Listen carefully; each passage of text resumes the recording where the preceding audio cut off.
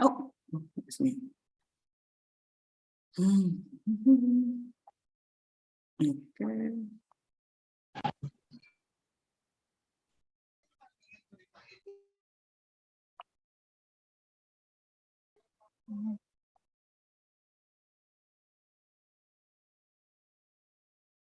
Bueno,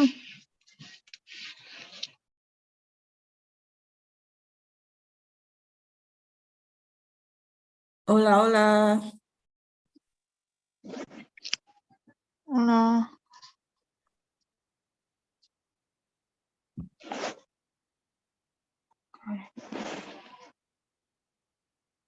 Buenas, buenas. Buenas noches. Buenas noches, buenas tardes. Buenas noches. Hola.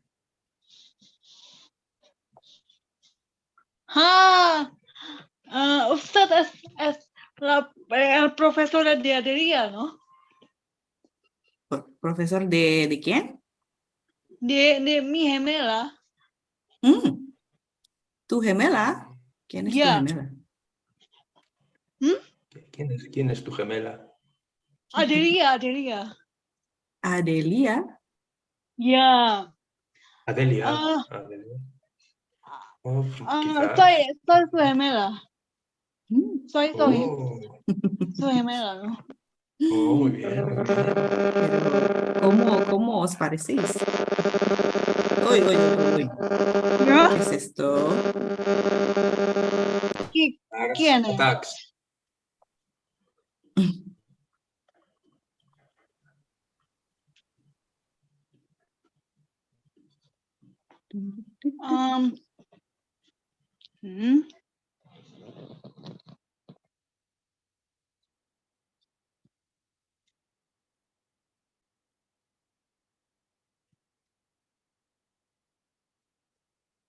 Kita tunggu sampai pada join ke YouTube dan Zoom kali ya. Ya, Mbak.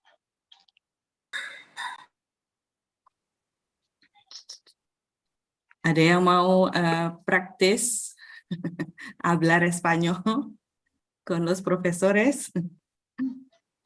Ya, tal vez.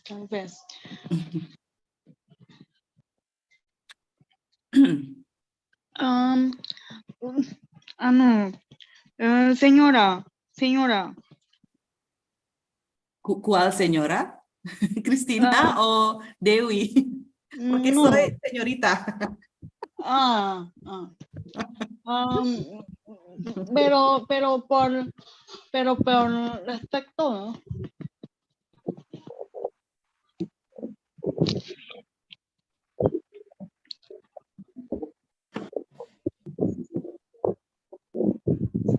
Ada berapa orang yang masuk? Henry, ini kalau linknya ditaruh di sini tapi orang belum join, pada baca nggak? Baca ya? Harusnya baca sih.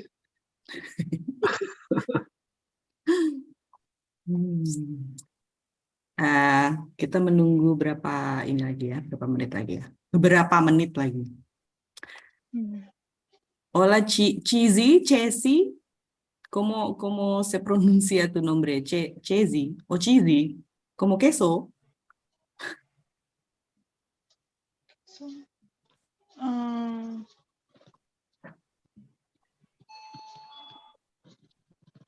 Hola, el she o el she. Elsie. Elche. Hola, Elche. Sí. Hola. ¿Qué tal? Muy bien. Pues si quieres hablar, adelante, por favor. ¿Qué quieres saber de nuestros profesores? Profesor y profesora. Quiero hablarlo, pero no entiendo bien. Bueno, Pero poco a poco. quiero estudiarlo más. ¿Quieres estudiar español? Sí. Um, Did you come to Spanish Express? Yeah, right? Sí, sí. Sí, I remember you. That's why. Él sí es de Papua, ¿verdad? Eres de Papua. Sí, sí, verdad. I remember you. Dios mío. Recuerdo. Sí. Súper interesante. Qué bien. Bastante tarde en Papua, ¿no? Ahora. Sí, ahora es 9. ¿Son las 9? Sí. Sí, aquí en Bali son las 8. Y aquí en Yakarta las 7. ¿Y en Madrid, Wow. Alfonso? Y aquí en Madrid son las 2. Oh. Porque esta es en invierno, ¿no? Verano. Verano. Sí. Verano. Disculpe. Y estamos en verano con mucho calor. Iya. Oh, kami sudah pernah cerita itu pernah saya Mazo cerita calor. yang saya masih kendari ada teman meninggal En dan plan, dia juga mazo. meninggal karena apa dia meninggal itu apa? Bukan rumahnya asam lambung dan sampai paru-paru. Mungkin kita tunggu sampai 8:10 kali ya. Parah. We'll wait until 8. Cepat No, katanya. 10 past Kita 8. temanku tuh yang dekat Hola, sama yang Tanto. udah masuk itu.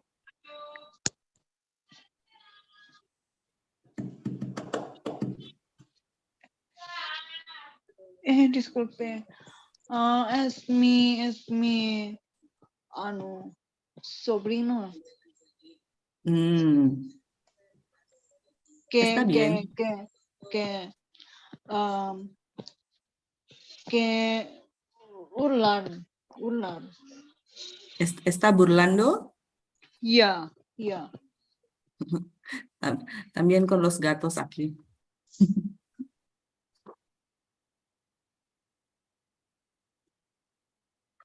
Masih ada yang meluncur nih kayaknya dari Telegram.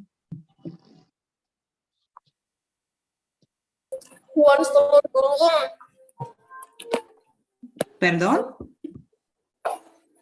You want some telur gulung?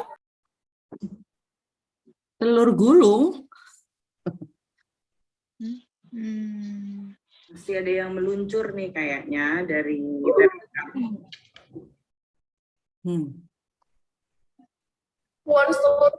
Hola Farida.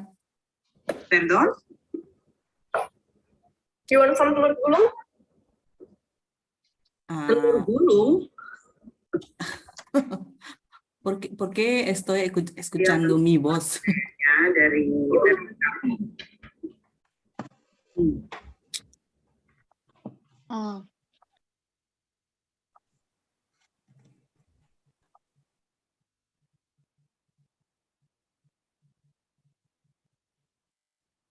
Ada lagi kah yang masih meluncur?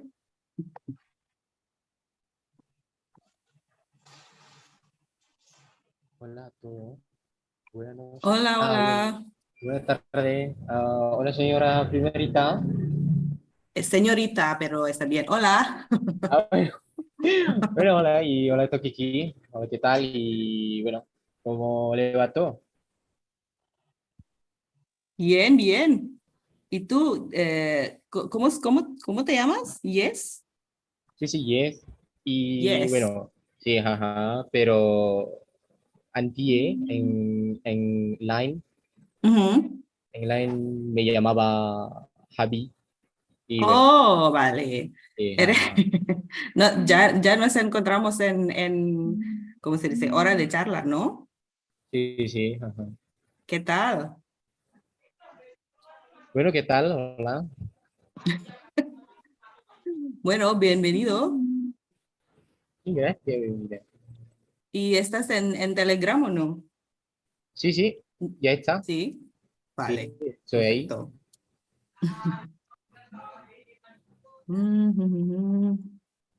Hola, Imelda. Hola. ¿Qué tal? Hola, Widya.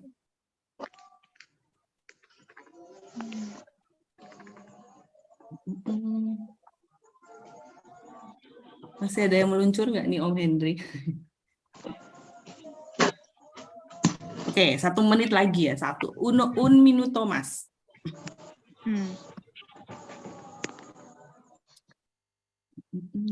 Udah pada makan belum nih? ¿Habéis comido? ¿Habéis cenado? Sí, cine. Yo sí. sí, no. Sí, bueno. Yo no. Pues. Tú, pues comida no es cena, ¿no? Porque ahora, No, ahora es hora de cena. Es comida. Pero está bien porque en España comemos súper tarde, a las 2:30 fácilmente. Entonces hoy solo un poquito más tarde. Pero bien, está bien. Vale, La cena a las 10. Yo no, no he comido, no he cenado. Porque ahora tengo las mariposas en mi estómago con el evento, entonces no puedo comer. Si hay mariposas, no hay espacio para otras cosas. No. Hay mariposas, pájaros, muchas cosas. Entonces, you are full. No, es que todavía no he comido, pero no puedo comer. Porque me pongo nerviosa con este evento. No, es broma. No me pongo nerviosa. Bueno, ¿empezamos? Should we start? Ok, pues, ¿hablamos en español o inglés nih ya? Kira-kira kita masih belum bahasa apa nih? Bahasa Spanyol atau bahasa Inggris? Atau bahasa Indonesia? Mix, okay. So everyone wants this session to be mixed language. So 3 languages in one session. Oh my God, that's a hard job to be a host in 3 languages, yeah? Okay, let's see. So everyone can see the screen well from YouTube and from Zoom. Hola a todos. Sí, lo veo ya.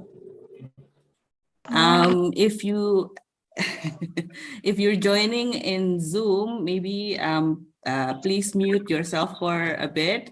I think there will be an opportunity for you to speak, but for now, please mute yourself so that we don't have any distraction.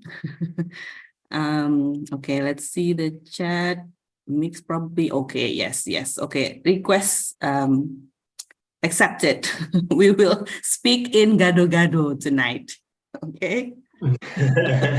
¿Sabes, Alfonso? Es un slang de bahasa Indonesia, gado-gado. Speaking, how do you say it? Speaking gado-gado means speaking in many languages.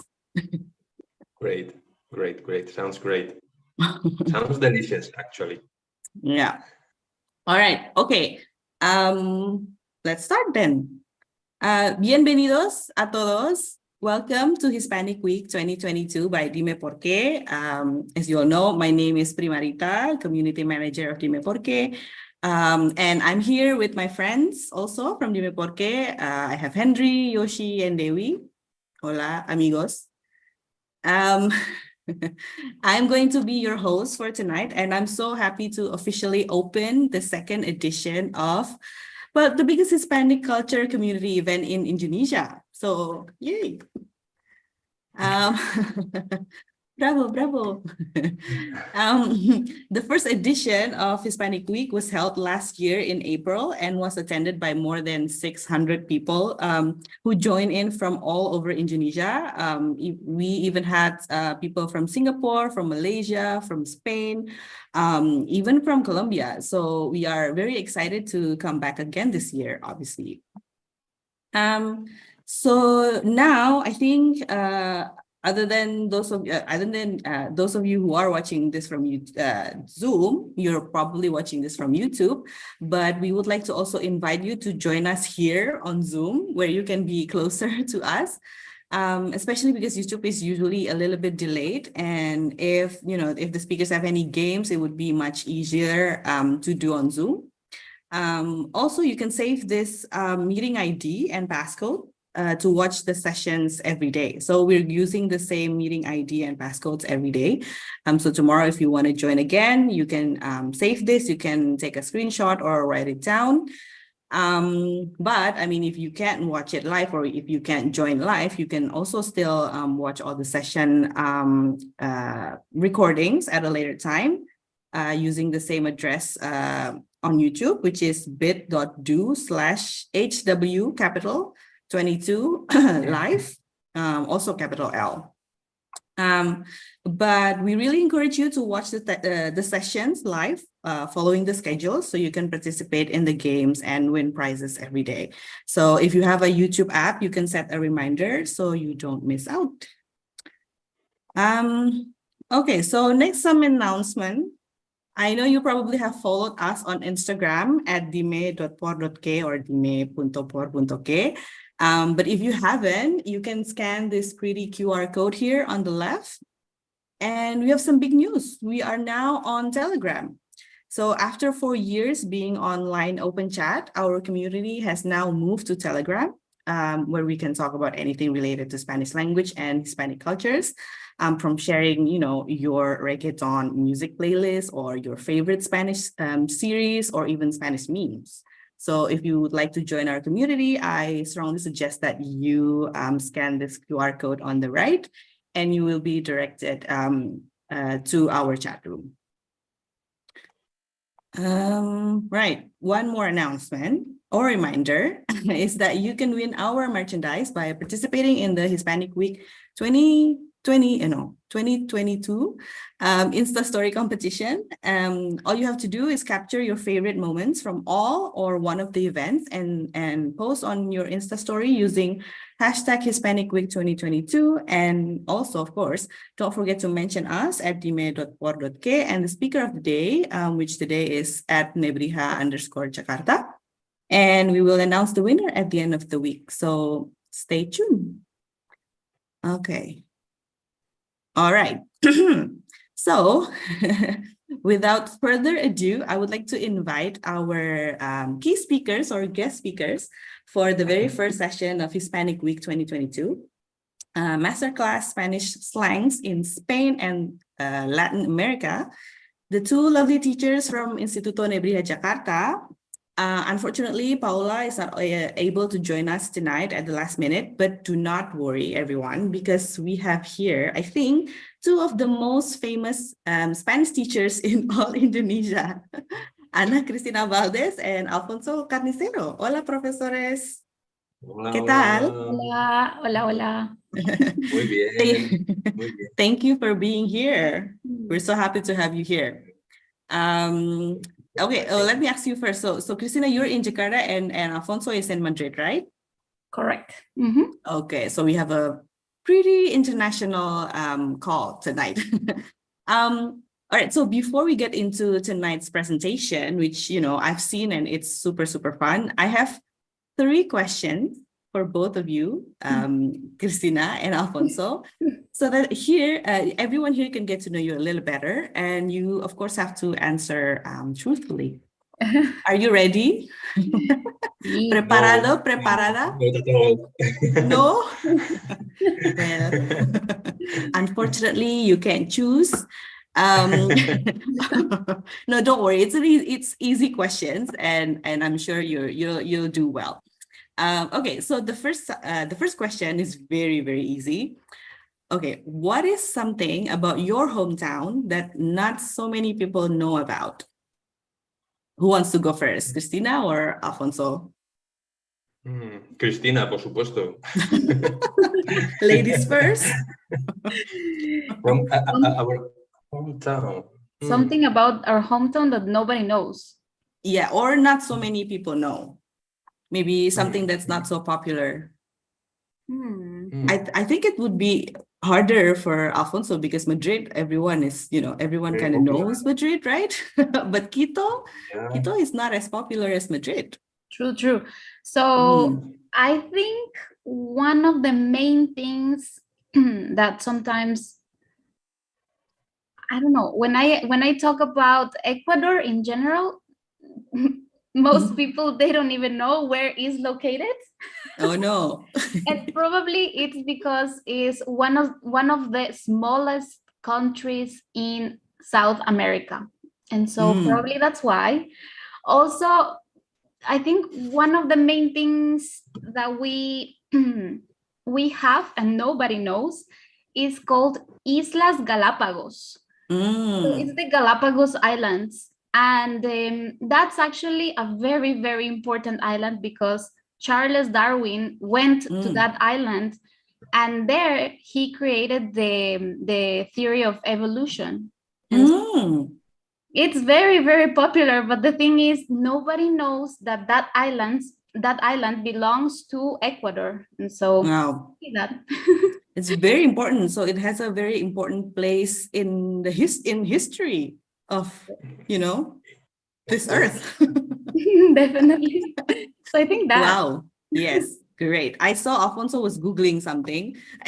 No. I'm old school. I was just taking notes with a pen. I thought you were Googling something.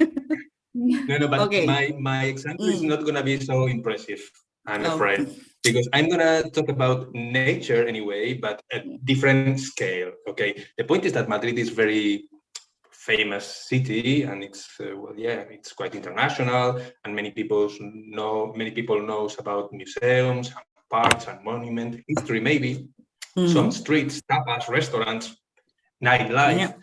But probably not many people know that in the center town there is a river. Actually, there is a small river crossing the town. It's a river called Manzanares, which is like apple field. That's the translation, Manzanares. And it's interesting because during probably, I don't know, 2-3 decades, it's been like blocked. It was like a pond, not like a river. And 4 years ago, they let the water run again. And actually, all the animals and the nature related to this river came back to the city. And now you can be here in Madrid, center of the country, very far from the sea, actually. And you can see gaviotas. How can you say gaviotas, Cristina? Edita, help me. Gaviotas. It's that kind of bird coming from the sea. The white birds Seagulls? you can see Seagulls? Yeah, exactly. In Madrid, which is probably 600 kilometers far from the sea. Yeah, that's weird. You only see them in the coast, right? You don't normally see them in the middle of the city. Okay, but probably that's why this is a weird fun fact about Madrid. That no, but I like it. Me encanta. All right, excelente. But that's only one question, right? There we have 2 more. Okay, the second question is more like a 2-in-1 question. How long have you lived, or did you live in Indonesia? And what is your most favorite Indonesian food? I can be first. Alfonso just raised his hand. It's super easy. I don't have to think too much. I spent 3 years in Indonesia, and probably because we are friends and we have been sharing many things during this time, that my favorite dish in Indonesia, it's like my favorite language too, gado-gado. Oh. My favorite slang. Gado-gado, because it's like salad. It's light and very, very tasty, and it's one of the first dishes I tried when I went there, so I had a really good memory. And gado-gado. And also any kind of spicy food, it's always very welcome from Indonesia gastronomy. I love it. All right. Excelente. Buena selección. Gado-gado. Cristina, how about you? So I have been living in Indonesia for almost 5 years. I actually came to do my master's degree, and then I started working here. So it's been almost 5 years.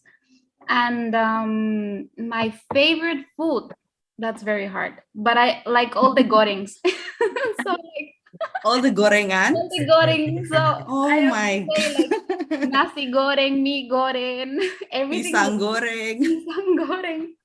Everything goreng will be great for me. Oh, wow, wow, wow. Yeah, I know. I think Indonesian or Asian people share the same love with Latin people when it comes to fried food. We love everything fried, right? Definitely. And Wow. actually, something curious is that in Latin America, we also have the same, like warung. Mm-hmm. We also have exactly the same. Like if you want to eat the typical food, go to the street. Exactly the same. So it's very similar. Yeah. Yeah, I've seen it. You have the same like plastic chairs. You have the same like, snacks hanging from the from Exactly. everywhere. Yeah. All right, awesome. Ooh, okay, so gado-gado and gorengan. That's a good combination, which makes me hungry now. But we are moving on to the third question, which is also a 2-in-1 question. This is a little bit harder probably, but I hope not. All right, so from your time in Indonesia, what is your favorite Indonesian word that you learned? And do you know any Indonesian slang other than gado-gado? Okay, first the normal word. The second, if you are more advanced in your bahasa Indonesia, maybe you know Indonesian slang. Alfonso, I know that apart from gado-gado, I know you know one word. I'm sure you forgot about it. No, I know many others, but I'm thinking the slang. No, slang. one. Yeah. No, I'm talking about the slang. I know you know one slang. Send me WhatsApp message, please. No. my Okay, memory let's is just horrible. answer the normal word first. What's your Okay, favorite? the normal word. Yeah. The normal word. It was like shocking to me because it was I learned it in class, and I think I learned it from you guys, from Dime Porque team. Oh no. Talking about I don't know what we were discussing in class, but suddenly the word orangutan came up. I thought, yeah. No, of course I know orangutan. We are speaking Spanish now. No. How do you call orangutan in I remember this. No, my friend, you are wrong. This is not Spanish. You think this is Spanish, but it is not. This is bahasa, proper bahasa. Okay, so for me, it was so natural, integrated word in my vocabulary that it was to me like any other animal name, like perro, gato, raton, orangutan. That's it. So it was a really nice discovery. You didn't realize that it's actually meant the people from the jungle or the forest. I remember this in class. We were blowing your mind with this fact. Yeah, completely. Cristina, what's your regular Indonesian word? I have to say this one because I always say is lebay. Lebay. Always like don't be lebay. That is slang. That's a slang. That's not and regular. That's a slang. Actually, that's a slang. And that's why I know Alfonso knows the slang because he used it a lot too. Yeah. You're right. Not lebay. There's another word, Alfonso. Kepo. Oh, of course, kepo. Come on. Oh, my brain needs Botox, lifting, something. Yeah, of course, kepo. It's my favorite one. And my students' favorite one too. Right, so you all pass in your ¿cómo se dice? Cultura Indonesia. test de cultura Indonesia. Muy bien. Okay. Wow. Great, excelente, y muchas gracias por eso, y I think let's just get started, I guess. Voy a dejar mi pantalla y adelante, Cristina y Alfonso.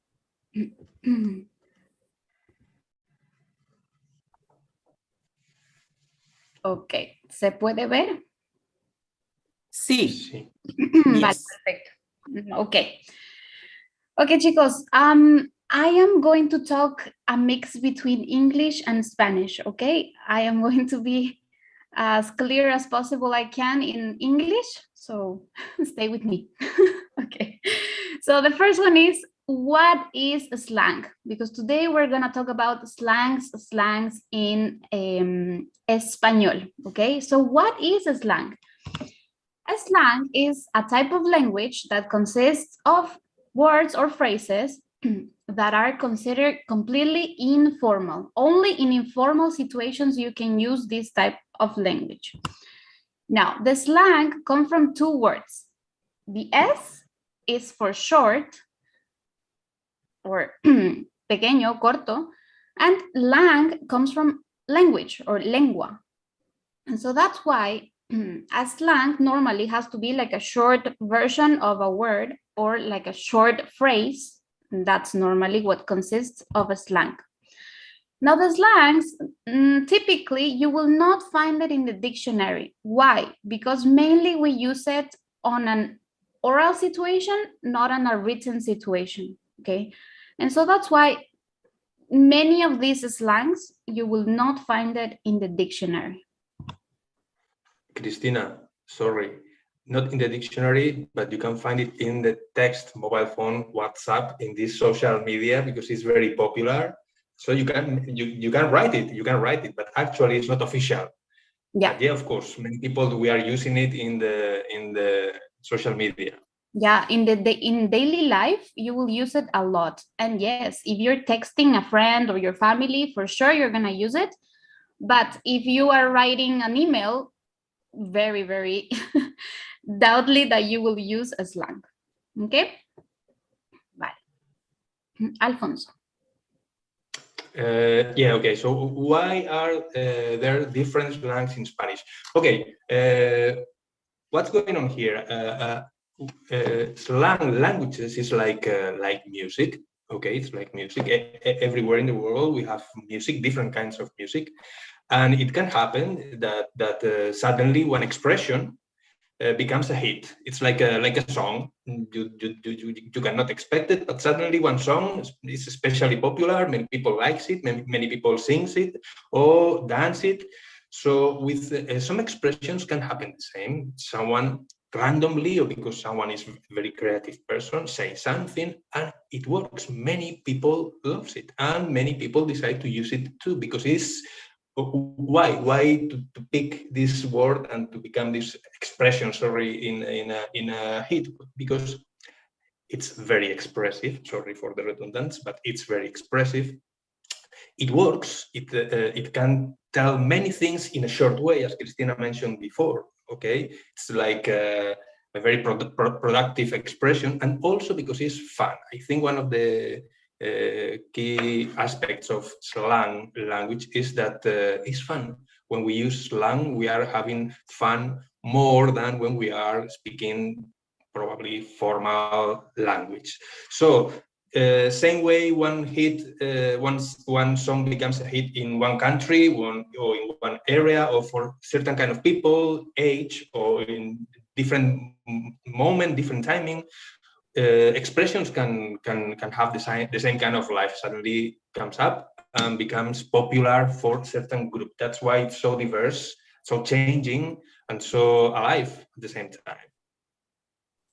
Yes, I agree. And you have to remember that in Latin America, you have a bunch of countries. It's not only like one country, it's actually like 20 countries.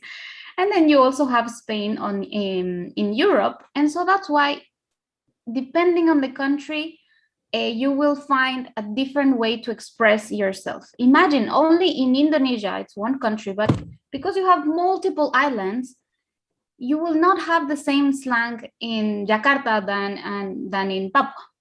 That's why the same happens throughout all the countries, the Spanish-speaking countries. Okay. So, slang in Spain. Estás en Bavia. Well, this is the first example. Okay, this is a expression, and the fun thing of this slang expression is that it comes from a very old time, actually.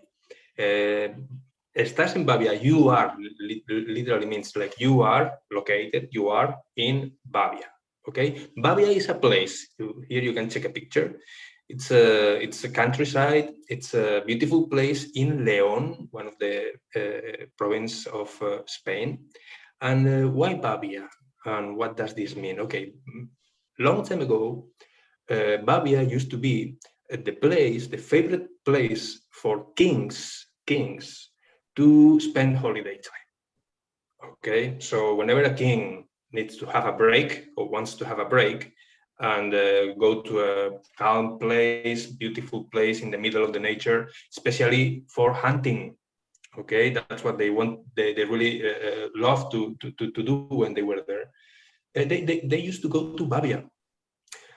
So that's nice for the king, but not so nice for the people who stays in the main palace in the capital city, dealing with the life of the country. So it was quite normal that whenever asked, where is the king? We need the king to take a very important decision. The answer used to be, well, it's in Babia, está en Babia. So it means out of reality, he's not available, he is far from here, not reachable.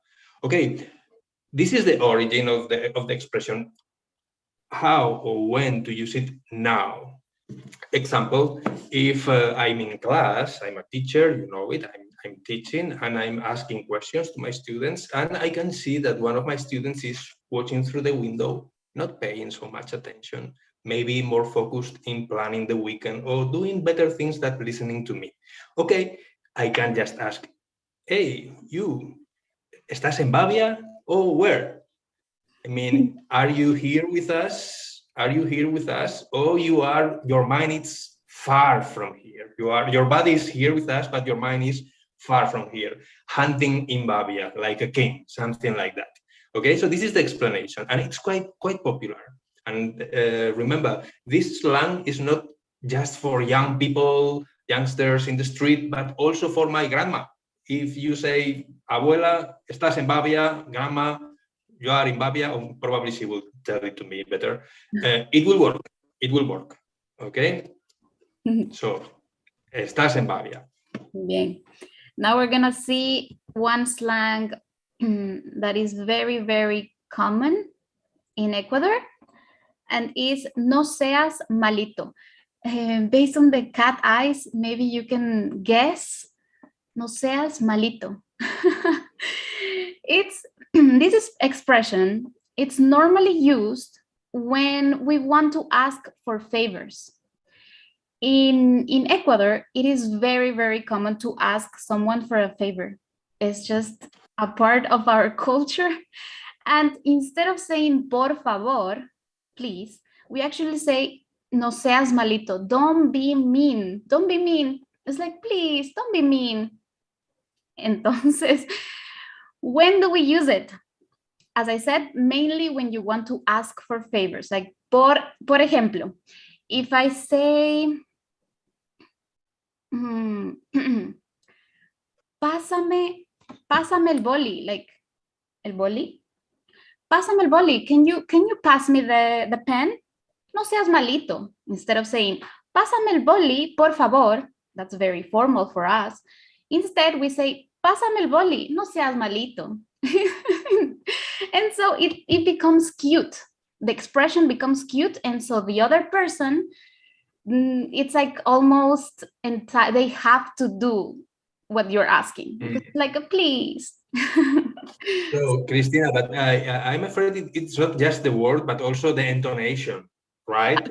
I mean, if I say, pásame el boli, no seas malito, it's not going to work. No. But if you use the tone, oh yeah, the intonation you are using, it's going to work. It's going to work for sure. Sí.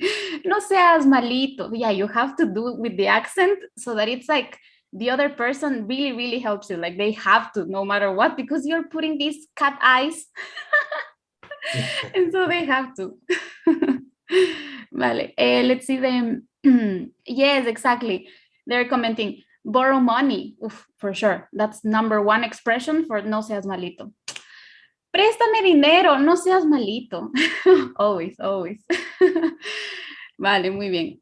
The next one is another slang in Spain. Yeah. Ser un pagafantas, to be a pagafantas person. Okay, pagafantas, first of all. Fanta, well, as you can see here, Fanta is soda.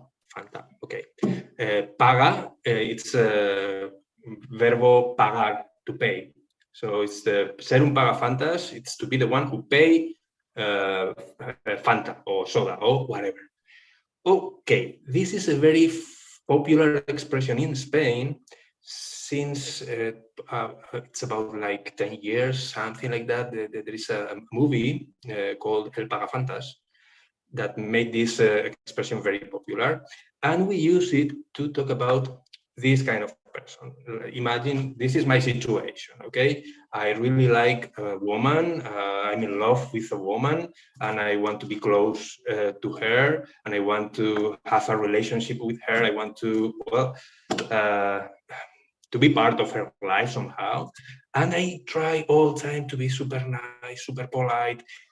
I invite to soda or to dinner or to treat or whatever. I try to be very, very, very available. But what I get is just being friend. That's the limit.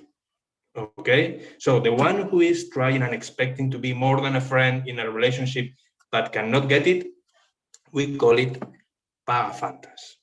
The one who pay the Fanta, and that's it. Well, if you want to watch the movie, it's a comedy. It's quite fun. Yeah, exactly. Friend zone. And that's the English expression. Friend zone. See, if you are stuck in the friend zone and you cannot move from there, that means pagafantas. Jasmine says, I can relate. Oh my God. Jasmine está en la friend zone. Vale, muy bien. Another one in Ecuador is this one. ¡Qué bestia! This is an expression that, ¡qué bestia! Oh my God. It's when you want to be even more expressive and you want to say like, I just screw up. It's just, it's so crazy the situation that I say, ¡qué bestia! O sea, por ejemplo, if you're in the exam and then let's say you get the grade and the grade is terrible, and you say, qué bestia, mis padres van a matarme, they're gonna kill me because the grade of the exam is like super bad. And so you say these whenever you have like a crazy situation. Any situation actually works with this. And if you think about it, if you translate this, is what a beast. Beasts normally are like these monsters, the huge, and that's why the situation is huge. It's like something you cannot find the solution. And so that's why we say que bestia. And that applies to, as I said, anything you want, anything. No tengo dinero, que bestia. ¿Y ahora? Now what do I do? Sounds fun. That's what it is. No manches. Sabrina dice, qué bestia, es como español mexicano, no manches. Exactly, that's exactly what it is. Like, no manches, no tengo dinero. Qué bestia, no tengo dinero. Or like, oh my God, I just messed up. Sí, muy bien. Vale, another one in Spain is... Está chupado. Okay, vale. Está chupado. Okay, chupado actually is short way and very colloquial and not formal way to say chupado, which is, yeah, okay, mutiara, yeah, you know, perfecto. So chupado means like, well, something you can just suck, like for example, candy, okay, like this guy.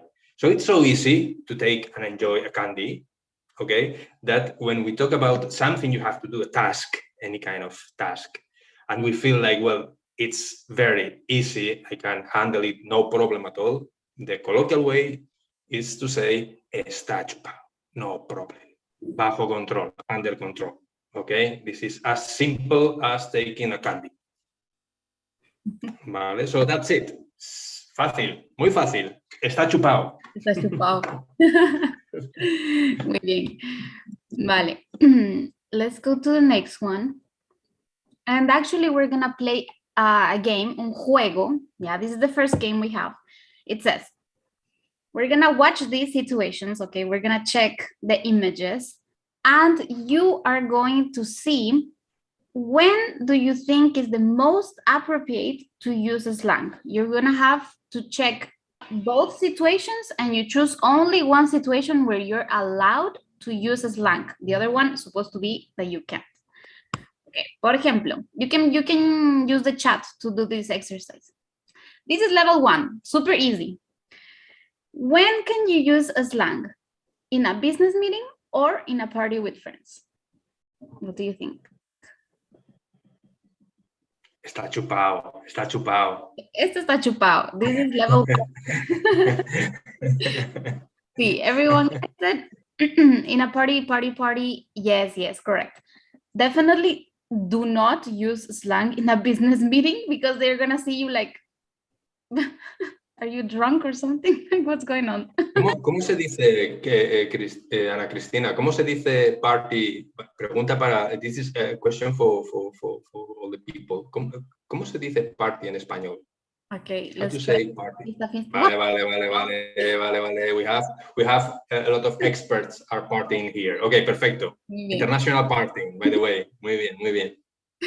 Vale, now let's go to level 2, intermediate. In a visit to the doctor or chatting with your mom, when would you use a slang?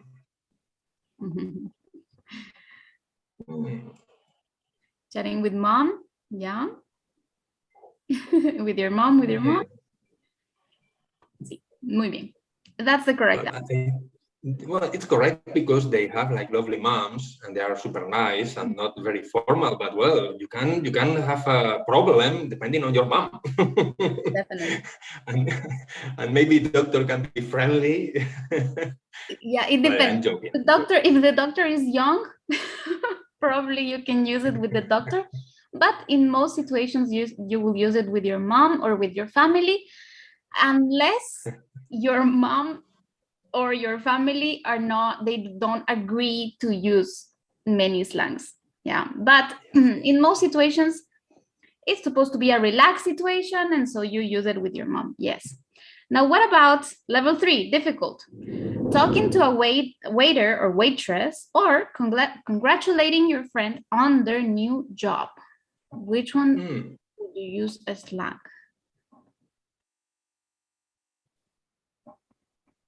Congratulating a friend, congratulating. See. I don't know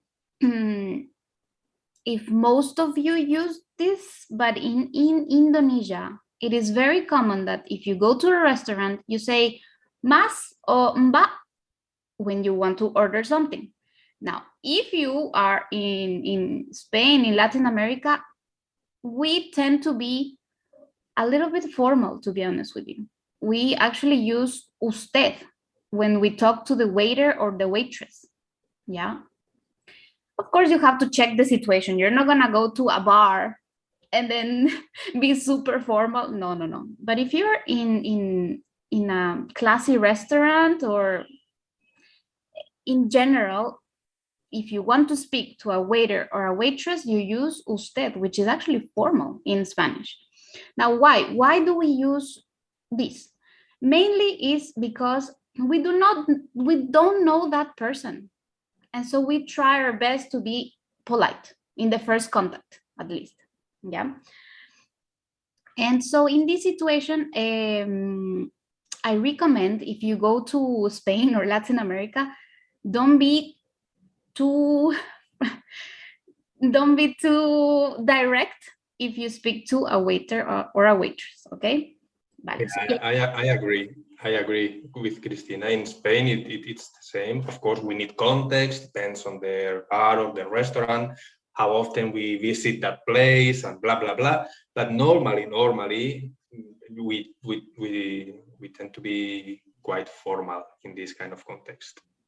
Definitely. And so in this case, yes, congratulating your friend on their new job, even though you are in a working environment. Careful, you're in a working environment.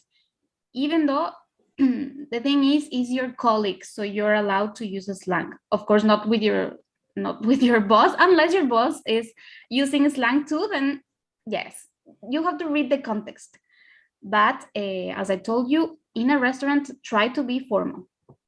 Okay, and let's go to the level 4, impossible. Telling a friend that you love them or asking a friend what do they want to drink.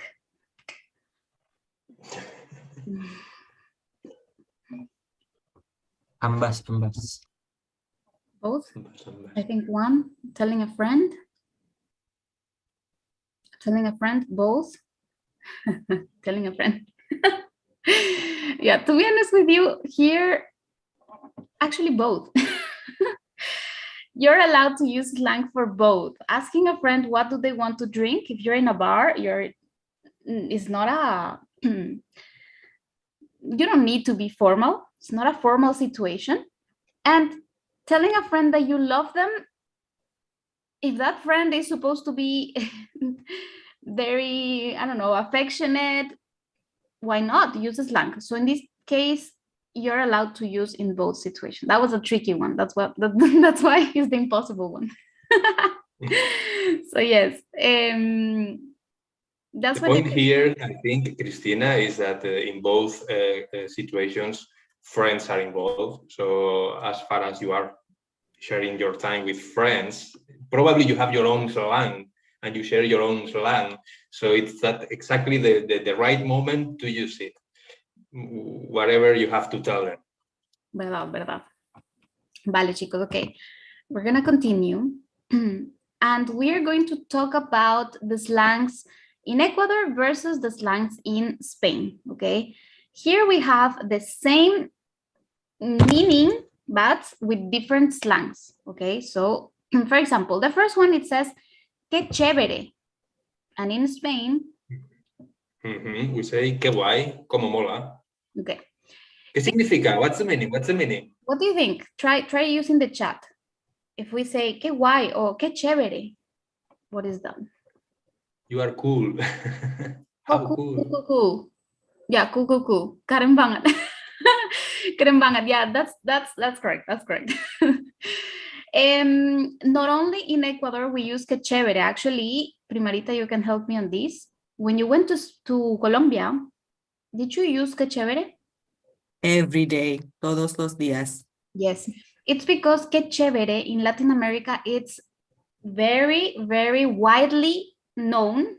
Most of the people use it, and it's in a context where you find it something that is cool. Exactly, something that is cool.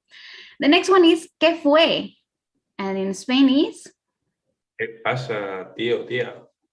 Okay, try to use the chat. What is ¿qué fue? Or ¿qué pasa, tío? ¿Qué pasa, tía? ¿Qué fue? ¿Qué pasa? What's up? How are you? What happened? Sup? Yes. Correcto.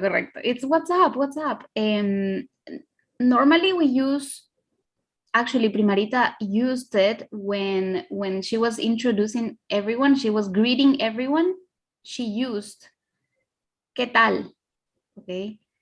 She used ¿qué tal? Now, why are we not using ¿qué tal here it's because it's another version, but to be honest with you, you can use ¿cómo estás? ¿Qué tal? ¿Qué fue? ¿Qué pasa? There's many options. In Spain, ¿qué pasa? Is a bit more informal. ¿Qué tal? You can use it in any context, any situation. Is super correct. Formal and neutral, I would say. But ¿qué pasa? ¿Qué pasa is more for friends. It's more colloquial. It's a bit more for friends. That's why in this example, we add tío, tía. Okay, tío, tía, you are studying Spanish, most of you, probably you know that tío, tía literally means uncle, auntie. But in context, we use tío, tía like mate. Or dude. What's up, dude? What's up, mate? Okay, that's the context. So it's a bit more informal, a bit more colloquial than ¿qué tal? Vale. Actually, Elsie, she's mentioning ¿qué onda? That is for Mexico, exactly the same situation. ¿Qué fue? ¿Qué onda? ¿Qué pasa? All that is to say what's up. Correct. The next one is chuchaki. Chuchaki in Ecuador, in Spain is resaca o resacón. A ver, ¿qué significa?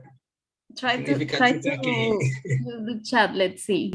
Drunk, hangover? Drunk, Oh my God. hangover? I don't know.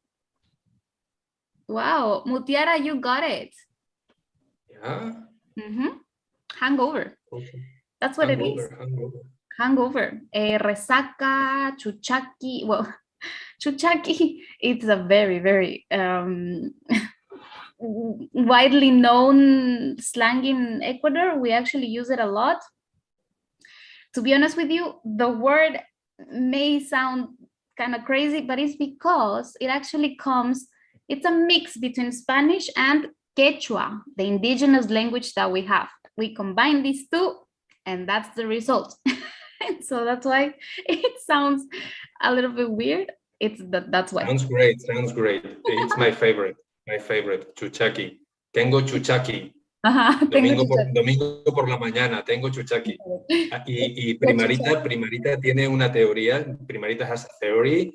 She thinks that could be part of the last Rosalía album. ¿Cómo es? El chicken teriyaki y chuchaki sounds the same. Could be part of the same slang. That's great. Would be the album of Primarita, no Rosalía. Yeah. Yeah. Correcto. Okay, the next one is plata, and in Spain, pasta. Plata, pasta. What do you think? Plata o pasta? ¿Qué significa? One. Silver. Do it. Piti. Silver, dinero, money. Okay. Sí, muy bien. It's money. But if you translate it in the dictionary, plata, someone actually said here, I read it, plata, silver. Yes, if you translate it directly, it will be plata, silver, and pasta will be like noodles, like the Italian pasta. Yeah.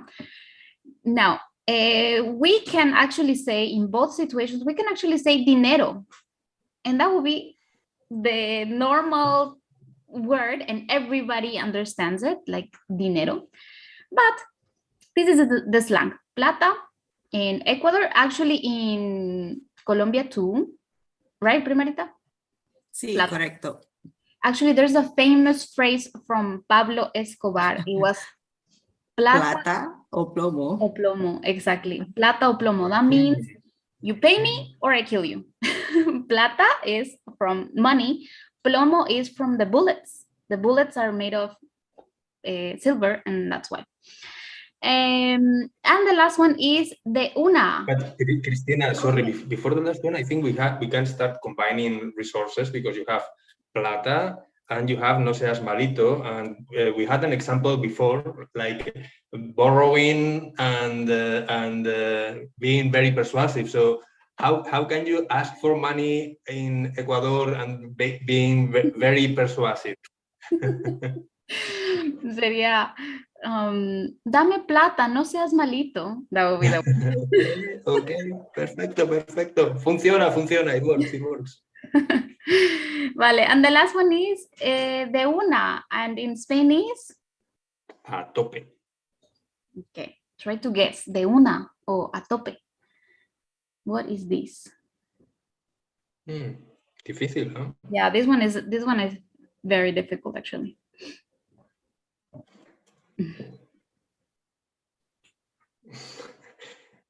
No one is typing. No idea. Muy difícil. No idea. Don't worry. Yeah, this one is actually difficult. Alfonso, ¿qué significa a tope? Okay, a tope in Spain, we use it like when we talk about a person and it's doing something, we use a tope to mean full of energy and motivation. Okay, this is when we talk about a person. Okay, yo me siento a tope hoy. Okay, that means I'm able to do anything. I can face any circumstances. I can do anything. I feel full of energy and confident. And also we use a tope to talk about crowded places. Crowded places. Yeah, I went to the restaurant and fui al restaurante y está a tope. It's super full of people and there's no room for me. I cannot fit. Okay, so it's a tope, full, crowded. Full of people. But what about you, Cristina?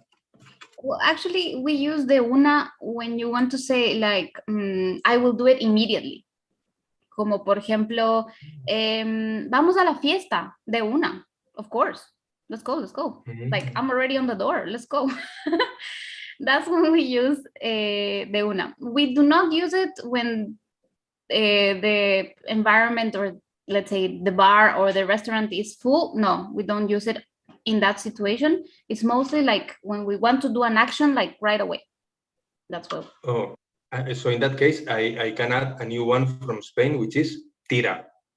Oh, tira. So let's go to the party, tira. It's like, yeah, de una, immediately, vamos, right now.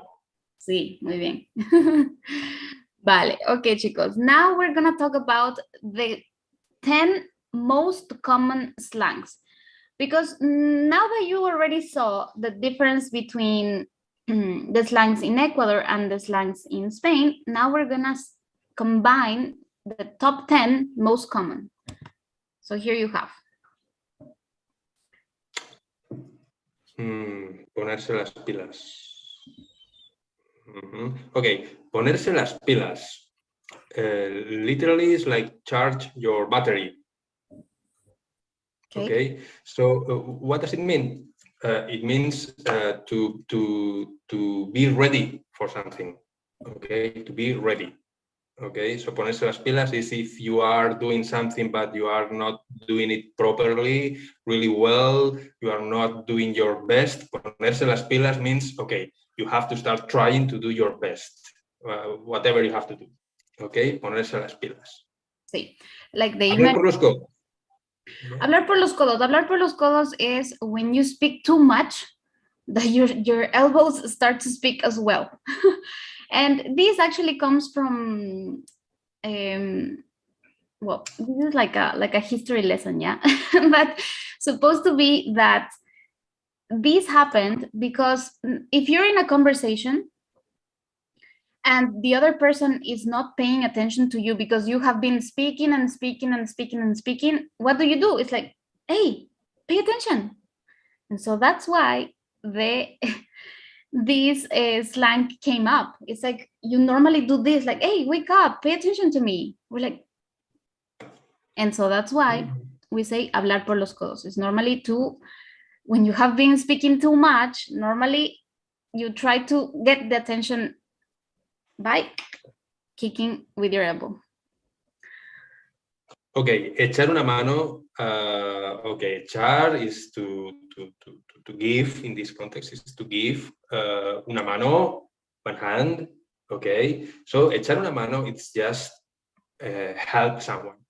Super simple. So if you are doing something, I can just ask, okay, te echo una mano, can I help you? Te echo una mano. Or in the opposite way, if you need for help and friend it's around you, you can just say, okay, échame una mano. Échame una mano. Just give me a hand. Give me a hand. I need your help. So simple. This is simple and very, very, very, very common. Okay, number 4 is dejar plantado. As you can see the picture, it's like a plant. Why? Because echar la mano es mi favorita. Yeah, it's very, very common. Dejar plantado is when you leave someone just hanging there.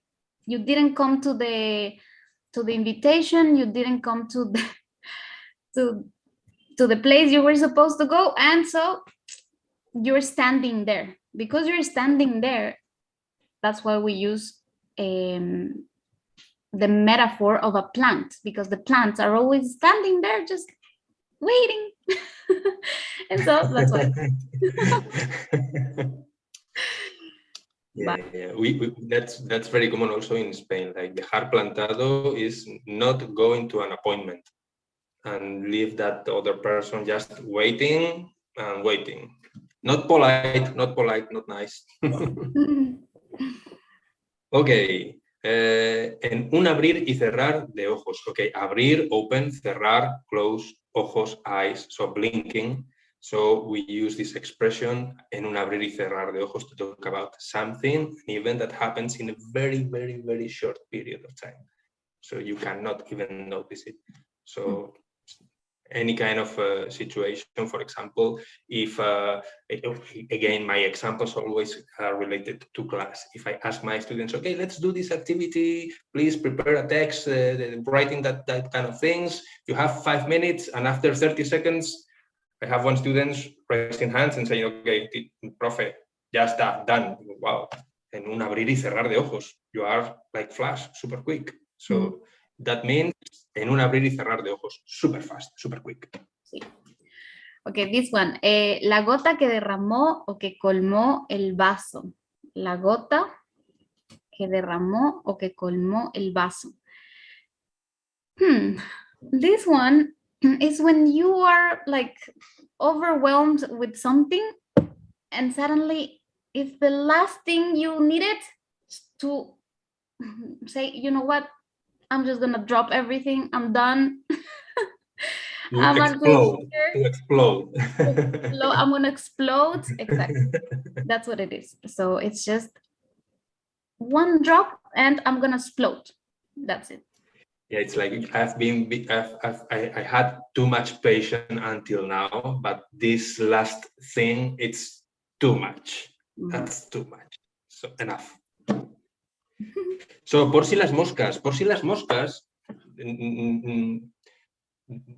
direct translation would be something like in case the flies, something like that. That in case the flies. Yeah, correcto, Yasmin. The meaning is just in case. That's the best translation. But why we say por si las moscas? Well, apparently it comes from, again, old times, when in restaurants and bars, if you are having a drink, for example, and you want to go to toilet, or you are just chatting with someone so you are not drinking, it was recommendable to put something on it. Could be a small plate, maybe a tissue or something. Por si las moscas, just in case the flies goes to your drink and get into it. So to avoid it, por si las moscas, you cover the glass. Well, now we use it like just in case. You never know what's going to happen. So if you are going to go to the street and the day is a bit gray, coge el paraguas, take the paraguas, por si las moscas, just in case it starts raining, for example. Okay, that kind of situations. Back in the day, it was supposed that insects, especially flies, were the ones who were carrying all the viruses, all the crazy things, like all the pandemics and all that. And so people were so afraid of flies that they were like, just cover everything, because if the flies come, we will get a virus. And so that's why. The next one is ir al grano. Ir al grano is literally translate go to the grain. Go to the grain, it means go to the point. Be short, go to the point. Why do we use this? Because normally, what do you eat in a plant? You don't use the sleeve. You don't necessarily use anything from the plant except the grain. That's what you're gonna eat. So that's why go short. Go to what you're gonna eat, not the rest of the plant. Yeah. Next, meter la pata. Okay, meter la pata literally means to put your leg into something. Let's say in a hole, for example. Actually, you can imagine if you are walking and there is a hole in your way and you put your leg in, probably you will fall down. The idea is, the meaning of meter la pata is to make a mistake. Okay, to make a mistake, to say something inappropriate, to do something inappropriate. We need context, of course, but means to make a mistake. And we used this expression to meter la pata. There is a version of this theory, Cristina shared it with me just a few days ago, which is like, well, again, if we go to all times, in Europe, it's cold weather. So if in the middle of the night you feel like you have to go to toilet, it's too cold. So in some houses, they have like a bucket just by the bed, where to pee in case you need it. Okay? Problem, in the morning, you are still sleepy and you wake up and you just jump out of the bed. And what can happen in these circumstances? Well, you can meter la pata in the wrong place. Okay? So that's the kind of mistakes you have to avoid, if possible. Okay? So meter la pata, to make a mistake. Correct. And the last one, I'm sorry you cannot see it, but is al mal tiempo buena cara. Is even if the weather is bad, just keep your smile, keep your good face. Okay, so if you translate it to English, actually, there's the slang. It works. Even if the weather is bad, even if things around you are bad, try to always keep a smile on your face. Try to keep up. That's what it is. Yeah. Bad. Okay, chicos. Now, here's a slang in Spain that is very, very, very important, Alfonso. Verbo flipar. Okay, very important. Flipar, false friend, falso amigo. Flipar is not to flip something, okay, and change position and turn in different position. Flipar means different, completely different thing. Flipar means hallucinate, okay?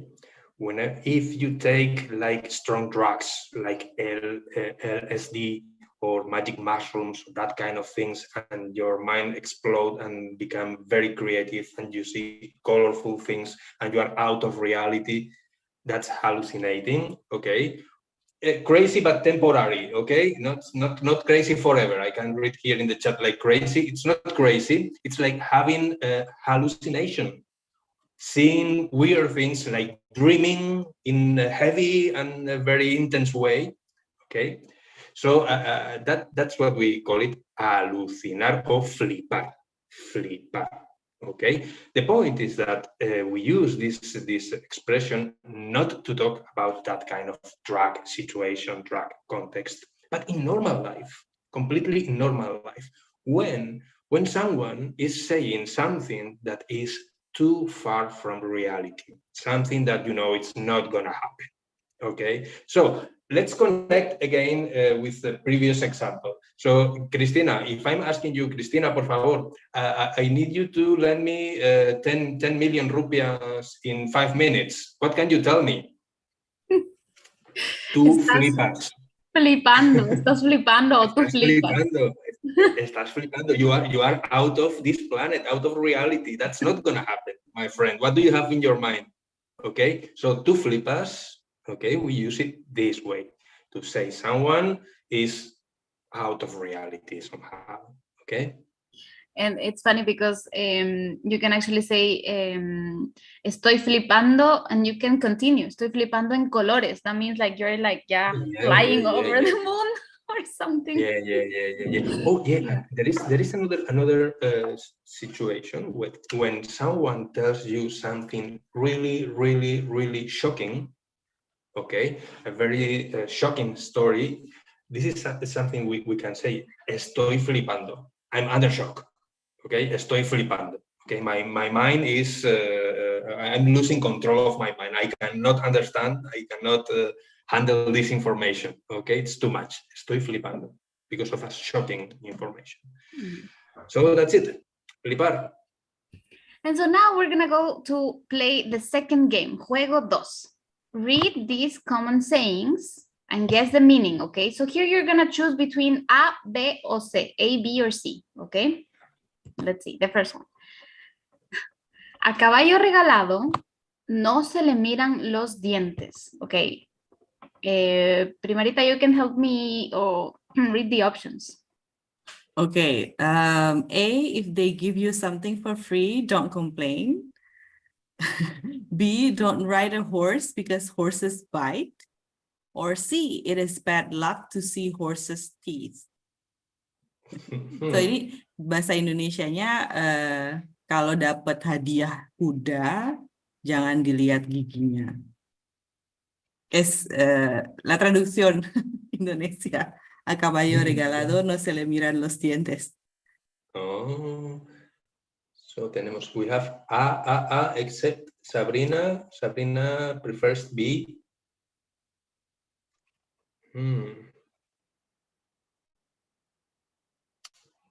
See, So A is the correct one. sounds like If they give you something for free, don't complain. Just say thank you. It's free, it's gratis.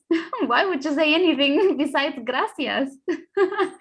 So that's what it is. And Alfonso, you knew some important information about the teeth of the caballo. Yeah, well, the idea is that, again, all times, it seems like that's my territory. I don't know why, but yeah, okay, all times, all time. When someone wants to buy a horse, okay, the first thing they do is to check the teeth, because that's the way they can know if the health, the health of the youth or the health of the animal. So if it is in good conditions.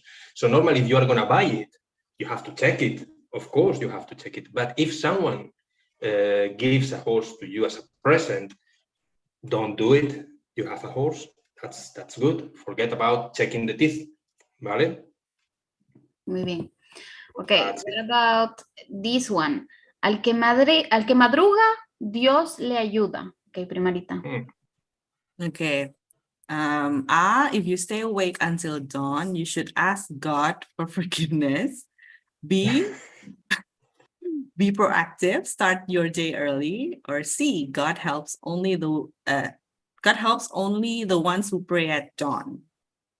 Jadi bahasa Indonesianya al que madruga, Dios le ayuda, artinya buat yang bangun pagi, Tuhan akan bantu. Okay, let's see. B, A, B, C, B. That's the one. Be proactive. Start your day early. Yes, al que madruga, the one who wakes up early, supposed to be that God is going to help you. Why? Because if you wake up early, probably you will have more time to do more things, to be more proactive about life. And so that's why God will help you, or you will help yourself, to be honest with you. But in this case, God also makes it important. Vale. What about this one? Let's see. Ahogarse en un vaso de agua, even though I already told you this one. But let's see if you remember. Okay, so the options, primarita. A, those who drink water too fast always choke. B, those who get overwhelmed give up their efforts too easily. Or C, those who don't use a glass to drink water are impolite. Okay, let's see. Ahogarse en un vaso de agua. Oh ya, terjemahannya tenggelam dalam segelas air. B, maybe. B, everyone B. B, sí. Ahogarse en un vaso de agua. It's almost like the one that la gota que derramó el vaso. It's actually related, yeah. In this case, is B, those who get overwhelmed give up too easily. Yes.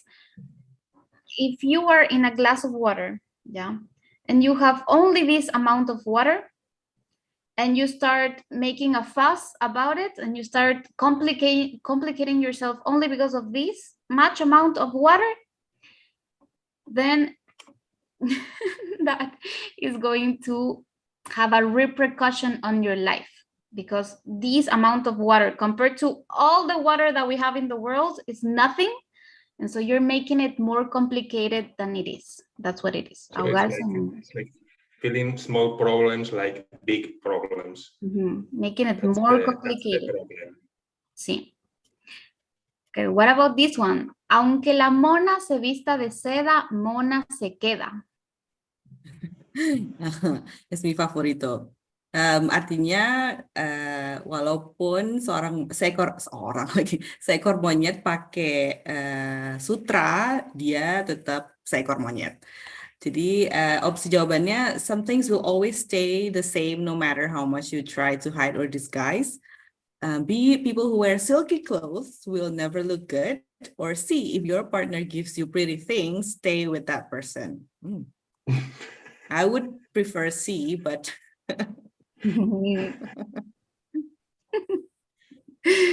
Okay, let's see. B. Okay, the correct one is A. Some things will always be the same, no matter if you try to like hide it or to disguise someone. Your true self always comes to the light. That's what it is. So even though you start wearing like super expensive clothes, in this case, La Mona is supposed to be wearing silky clothes, like supposed to be expensive clothes, she's still the same person. She's not like a rich person. Why are you trying to demonstrate something that you're not? And so that's why. And this is the last one. A otro perro con ese hueso. ya, jadi tulangnya buat anjing yang lain aja. Kurang lebih gitu literal translationnya. Opsinya A, I'm not a good company. B, I'm not hungry. C, I don't believe you. Yeah, everybody knows. Great. No, B, maybe. Let's see. C, B, maybe. Okay. So you're between B and C. B, I am not hungry. C, I don't believe you. Which one is the correct one, Alfonso? I think it's C. C. I don't believe you. Actually, well, in this case, it's like a metaphor. I am a dog, and you are coming to offer to me a bone. It is supposed that I will love it because it's food for me, but I don't trust you. I think it's not a good one, so I don't want that. You can give it to another dog, not to me. So I don't believe you. Okay, that's the message. A otro perro con ese hueso. Yeah, it's like what you're offering me, it's not good enough. So go to another person, tell your lies to another person because I don't believe you. So be like, not with me. Don't even start with me. Go to another one. I don't believe you. Now, in this case, why are we using perro and why are we using hueso? It's because the easiest way to poison a dog is to just give him a bone so he can chew and the poison will kill him, right? And so that's the easiest way to lie to you will be just giving you like something easy, like a bone, yeah? And so that's why I don't believe you. I don't want poison in my bone. I don't want poison in my food. Go to another dog that is more naive than me. That's what it is. Vale. Okay, vale, chicos. Now we're gonna talk about probably your favorite one, the mostly asked one, slangs of bad words or profanities. Okay, now if you're sensitive, I don't know, don't listen, but still, you're gonna like it. I love this favorite. Now the chat is okay. Well, using capitals. No, I love this. My favorite. Vale, chicos, here you have some of the most common profanities you can say in Spanish. These are hard, harsh. Okay, so let's see. The first one, Alfonso, is? Vale. Okay, the first one, joder.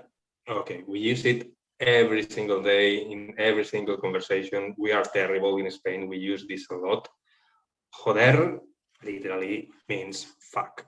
And we use it in expression like joder, qué frío, joder, qué suerte. Like, okay, yeah, it's too cold. Joder, qué frío, it's too cold. Or if you get the lottery prize and you can say, joder, qué suerte, how lucky you are. Joder, like shit, fuck, damn. Yeah, okay, that kind of translation. Also, we have hostia.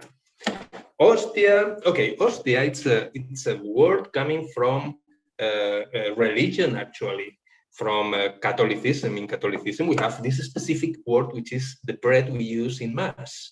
Okay, so it's so relevant, so important that we use it when we want to emphasize and to express that we are like shocked or something is very relevant or something like that. So, for example, here, hostia, ¿qué haces aquí? It means like, wow, what are you doing here?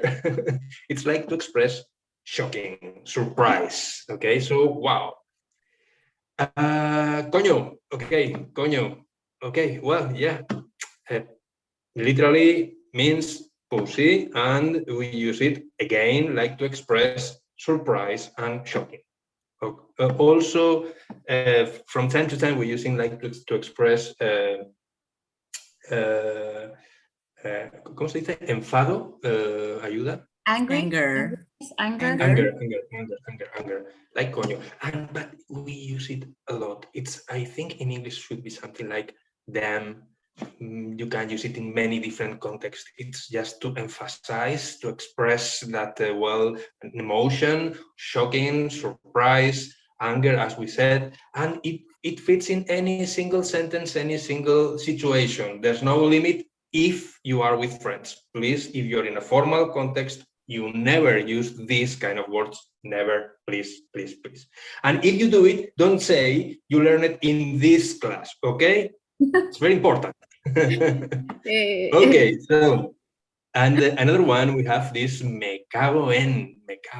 Okay, me cago en means, the verb is cagar. Cagar, it's a colloquial, very colloquial verb, and it means to shit or to poo, you choose.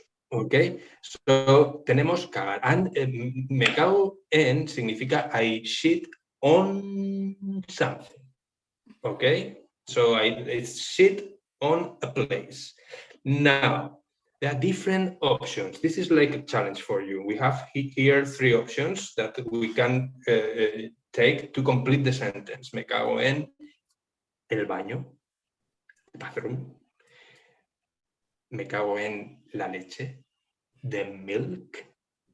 O me cago en todo lo que se menea, anything that moves around me. So, okay, what's your favorite? Okay, Vita, me cago en la leche. That's it. Me cago en todo, hard, porque me cago en el baño es normal, es estándar, ¿no? It's boring. I would say it's boring. It's like Yeah. not surprising. You know? En todo lo que se menea. Pero why? Is there an explanation like why in la leche? Like so specific leche? Yeah. Instead Why of the milk? agua or vino or el zumo. I think that this is a personal theory because there is a lot of different theories about this weird expression. Why milk? Okay, if you think it, milk is white, clean, sweet, bright, so nice when you see it. So if you imagine a big glass or a bucket full of milk, fresh milk, what's the last thing you have to combine with that? Okay, it's the worst place where to. So I think if someone decide that milk could be the opposite in terms of beautiful, not beautiful, clean and nice, not clean and nice, interesting, attractive, not interesting, not attractive. So, okay, let's put it together and let's do something like that. So, of course, what do we express? We express normally anger. Okay, I'm not happy, so me cago en la leche. Vale. Sí. Me cago en todo. We also use it, me cago en todo. Okay. I see it everywhere.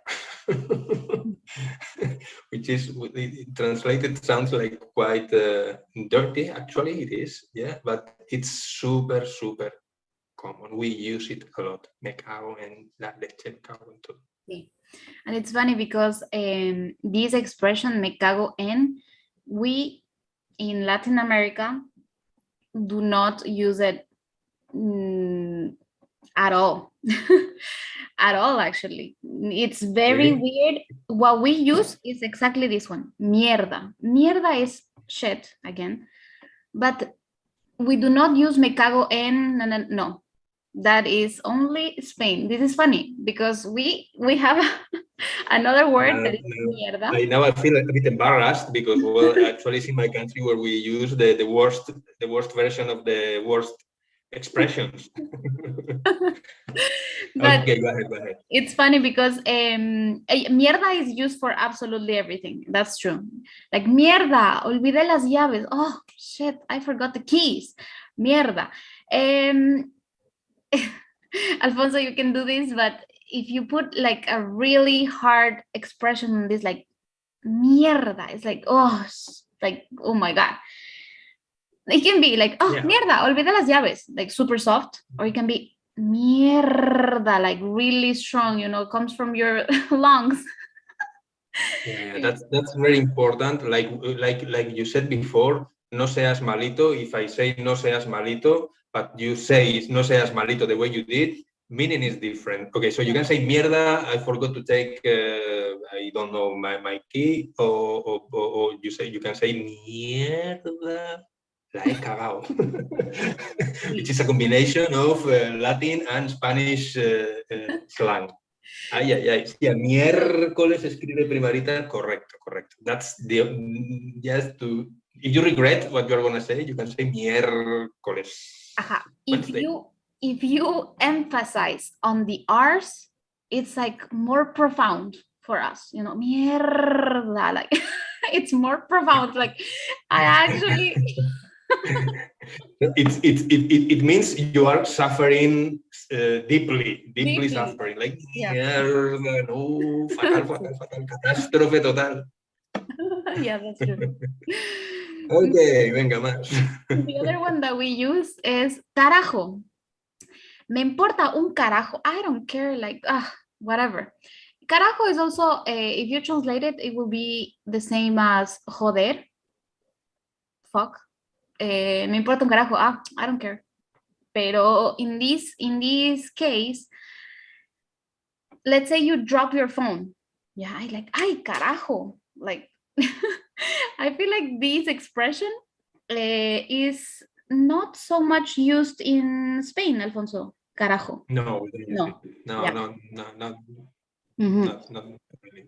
Yeah, this is mainly in Latin America. We use carajo instead of joder. So you can replace carajo and joder, and it's basically in the same situation. It's just another way to say. This one, hijo de puta,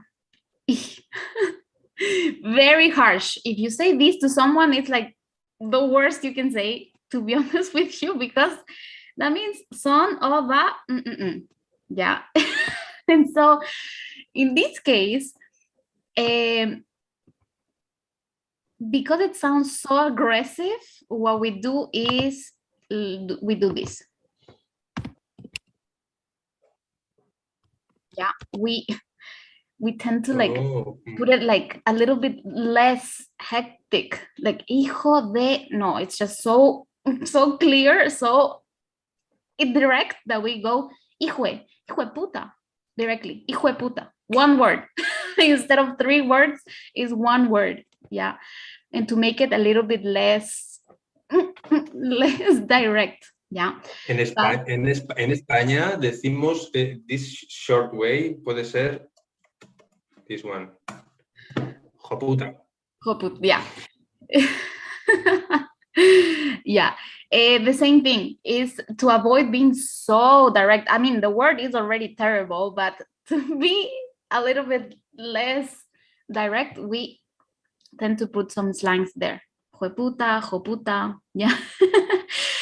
Probably. I think it's relevant to say that at least in Spain, you will say, Cristina, about Ecuador and or American countries, but in Spain, we need context because this can be terrible, like a very offensive expression, like if someone says to you, hijo de puta, is like the worst, but also if you are with friends and colleagues and someone did something great, you can say, wow, qué hijo de puta.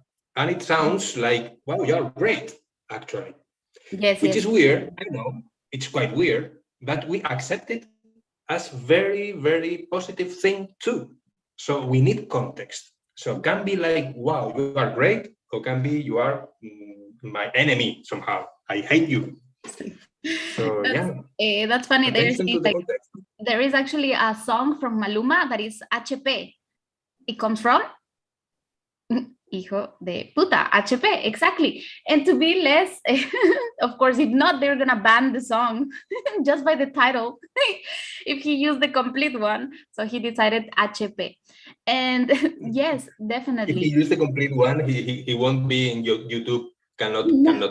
No, cannot. But it's true that these can be used for something negative and for something positive as well. By the way, many of these expressions can be used either way, something very, very good and something very, very bad. Yeah. And the last one we have is cabrón or huevón. Probably you have heard this in some series.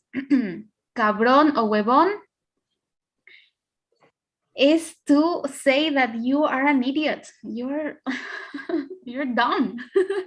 No, but Cristina, in Spain, cabrón, no, it's not like idiot, but like probably like bastard, something like that. Bastard too. Sí. Y huevón actually comes from your, it comes from huevos. Huevos is your eggs, so it's like your. Just say it, Cristina, say it. Yeah, like probably the best translation will be what, like bastard or fucker. Asshole. I think it's more asshole. Yeah. Exactly. Cabrón. Cabrón. Everyone say cabrón together. But you have to cabrón, like run. That's profound. That's profound. But that sound bron at the end of the word makes it very emphatic. Bron. I want to hear everyone say it. Oh my God. Are you recording this, Primarita? Yes, of course. It's live on YouTube as well. Later we'll be in trouble. But yes, listen, that's on every Latin American series I have watched. Really, cabrón, huevón, definitely. Oof, especially if you're in a relationship and your boyfriend or your girlfriend do something terrible, you're like, qué cabrón este tío o sí, o qué huevón esta persona. Sí, that's very common, very, very common. Anuel AA always says, oh my God, if you listen to reggaeton like Anuel AA, you will hear many of these in the same sentence. Definitely. Oh, I didn't know you know Anuel AA. That's crazy. That is funny. Okay, chicos. Now, when do we use these bad words? When do we use these profanities? Of course, the same as in Bahasa Indonesia. When you're angry, when you're upset, when you're stressed. But also, it can be used to endure pain. Actually, there was an experiment that some people were putting the hand in eyes, okay? And the people who start saying bad words keep their hand there the longest. The people who didn't say bad words, they were like, ow, no more. But the ones who were like screaming all the bad words, they could stay longer with the hand in the eyes. And so if whenever you're walking near your bed and you hit your toe, your little toe, I recommend to say some bad words because it will help you for your pain. If you want to practice the ones in Spanish and in your house nobody knows, that's a good one. Like therapy. Yeah.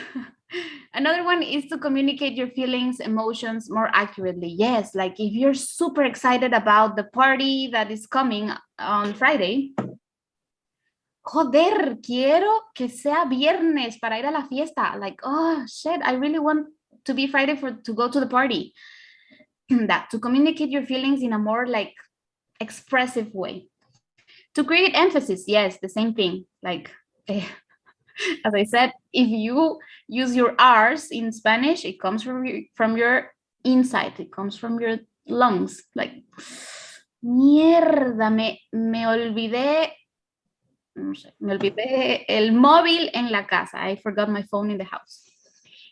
What else? When you don't know or when you don't remember a word. Yes, sometimes when we don't remember the word in Spanish, we start like, ¿cómo se dice? How do I say it? Ay, joder, ¿cómo es esta palabra? Like that. when you don't remember a phrase or a word, we start to curse so that maybe we remember. It's a way to complain. Like.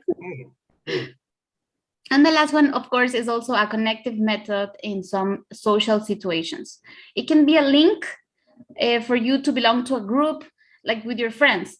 The more profanities you say, the more funny you will be, and so you will create a link. It will be funny for everyone if you start saying all these profanities. And as I said, as Alfonso said, since you have all the multiple options, like por ejemplo, me cago en, and you start saying multiple options that you have, it's actually funny. And so that's why it creates like a link to your group of friends, or I don't know, if family. And that's why also our students, they are all time asking for bad words. Okay, not conjugation, but bad words. So first is first, okay? Obviously, many people enjoy this kind of language. Why? Because, okay, it's not formal, it's not convenient in many contexts, but actually can be fun. If you take it as a fun way to speak, you will enjoy it. And as Cristina said before, in different contexts with different people, can be also like a link. It doesn't mean you need to say bad word constantly in any circumstances. But to be part of a group means to be able to know the language they use. And slang, it's also like kind of private language or kind of expression that certain groups of people can use. If you want to deal with these people or belong to this group, it's part of it. So it can be fun. That's the positive thing about this kind of language. It's fun, actually. True. Vale, let's continue. And now we're gonna talk about the slangs to refer to people, okay? We have many slangs to refer to people. Why? Because it's just different countries, different way to say it. Here we have some of the typical ones. Mexico, güey. Chile, weón. But you have to make it like, it's not weón, it's like weón, weón. Super fast. Argentina, che, boludo. Like that. Colombia, parce, marica, marica. You have to make it like the really I don't know, the proper pronunciation. Parce, marica, like that. Venezuela, chamo, chama. Ecuador, pana. And in Spain, tío, tía.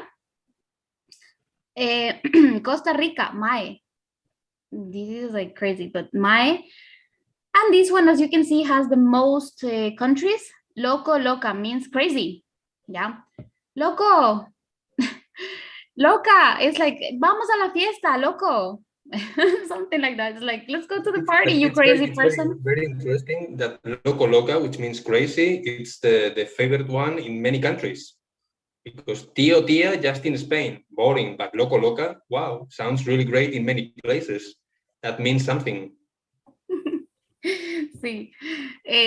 Tanto dice pura vida in Costa Rica. Definitely. Pura vida is like chill. Don't get too stressed in life. Yo estoy loca, pero loca por ti. Yes. This is a song, probably. I'm crazy, but crazy about you. Sí.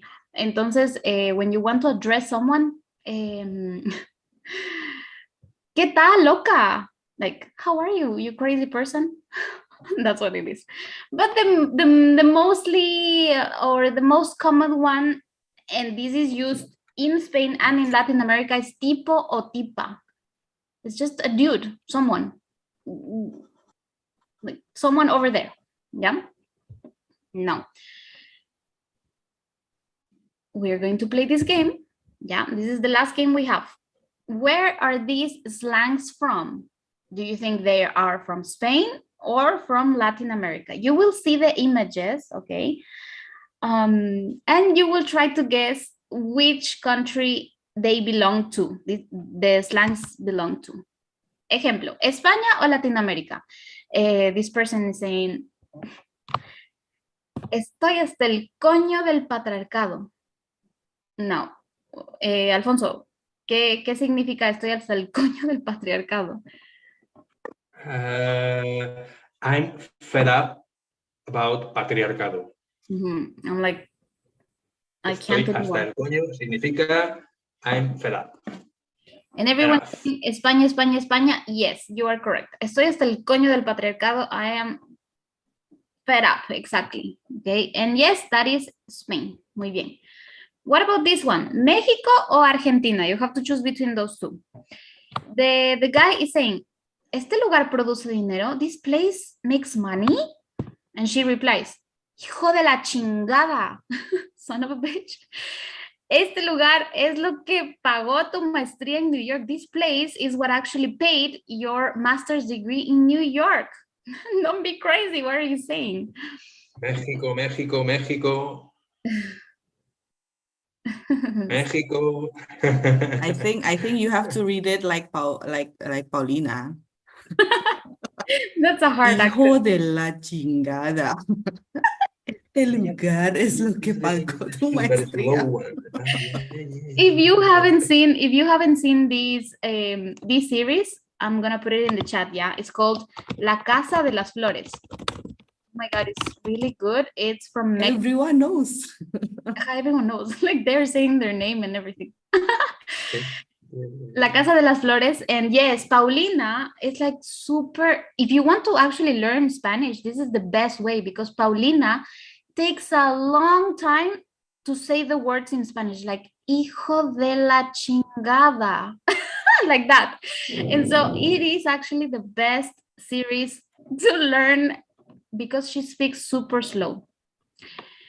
Vale, what about this one? España o Latinoamérica? He is saying, dame otra oportunidad, haré lo que quieras. Give me another opportunity, I will do whatever you want. And she replies, déjame en paz, eres un gilipollas. Leave me alone, you're... Alfonso, eres un gilipollas. Gilipollas, eres un asshole. Asshole. Asshole. Leave me alone. Dame otra oportunidad, haré lo que quieras. Déjame en paz. This is very, very, very... España, España, España, España. Sí, you're correct. You can guess it by the series, of course. But gilipollas is very, very used in Spain. Alfonso, sí. Yeah, we use it constantly. Imelda, suddenly I remember this scene. Oh my God. Yeah. Chicos, if you don't know this one, I'm gonna put it. The name of the series is called Elite. Oh yeah, nice. Elite season 1. Wow, that's very. Okay. Elite season 1, episode 3, minute 27. Yeah. The discussion. What about this one? Is this Colombia or Mexico? The guard is saying, no puede pasar, necesita identificarse. You cannot cross. You need to identify yourself. And he replies, nosotros somos el cartel de Medellín, jueputa. Do you think this is Colombia or Mexico? Los narcos, Colombia. Muy bien. This is Colombia, and if you haven't seen this series, someone already said it's Narcos. Yes. Medellín is a city in Colombia. That is completely correct. Narcos. Este señor, this guy, is supposed to be Pablo Escobar, and so he's like saying, don't you know who we are? Like, I don't need to identify myself. Somos el cartel de Medellín. Like, what are you saying? Jueputa. And as you can see, it's not hijo de puta, it's hijueputa, one word, to make it like more in the situation. What about this one? ¿España o Colombia? Okay. Piqué. Perdóname, por favor, yo todavía te amo. Eres un huevón. Eres un huevón. Forget about it. Okay, so Piqué recently. Colombia, sí. That is correct. Piqué recently cheated on Shakira, and so Shakira, she was like, eres un huevón. I don't want to hear from you anymore, ever again. Like, forget about it. And so, eres un huevón, Colombia. Muy bien. Vale. Okay, chicos, and we are going to go to the conclusion. The conclusion is that un idioma, muchas lenguas. One language, many tongues. Why? Because as I said, you have different countries. Actually, there's 21 countries who speak Spanish. Yeah, 21 in 3 continents. In America, in Europe, in Africa. And so, of course, depending on the country, you will hear ways to express yourself. And the most important thing, or the best thing you can do, is to learn the slang of the country that interests you the most, okay? Or the one that you will be able to work or to travel or to study. Try to learn the slang from that country, not from every single country, because that would be like too much information in your head. But I actually recommend to learn the slang of the country you want to go, because that's a link to create more like a friendship with someone. Now, remember, all of these slangs are in informal situations. Don't go to your job or to your university and start saying like, joder. Very relevant. No. Pay attention to the context, listen first around you, and then, just then, you just start using this kind of language. The key is maybe if people say it to you, then you can say it back, but don't say it first. Exactly. Yep. That's a good one. That's the key. Definitely. Okay, yeah.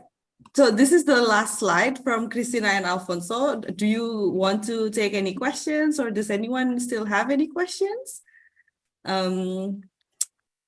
It's your chance to ask the 2 experts in bad words. In bad words. Oh my God. Yeah. We should have dedicated the whole session for just bad words, you know.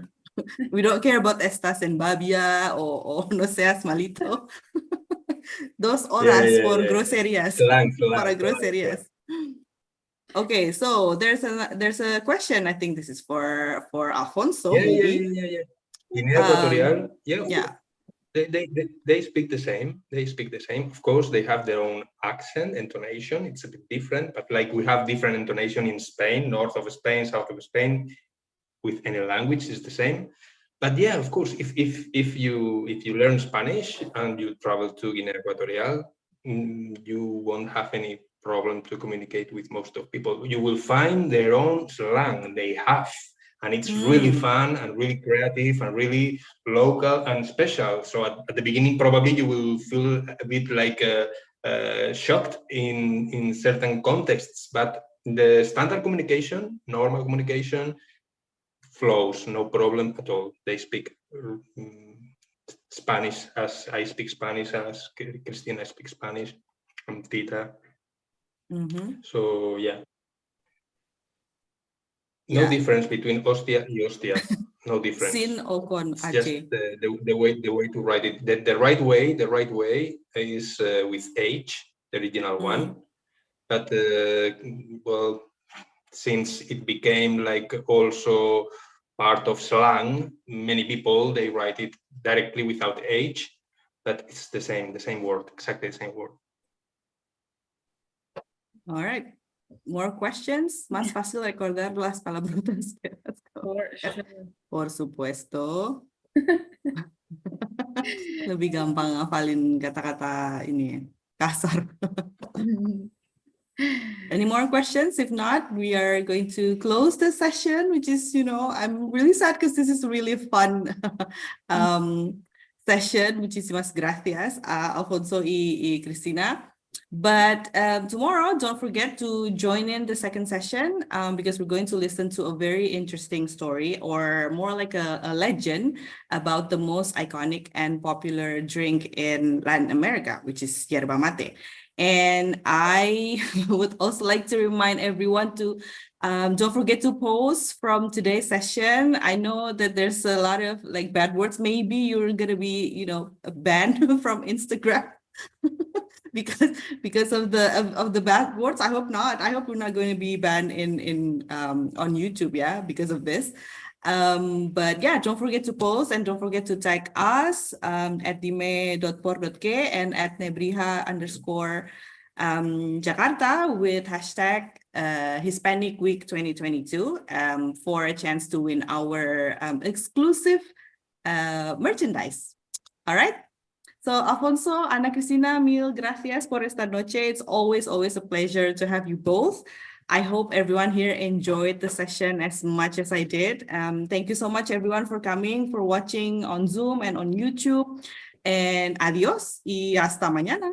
Gracias. Gracias. Muchas gracias. Chao, Nos gracias, vemos. Nos vemos pronto. chao, chao.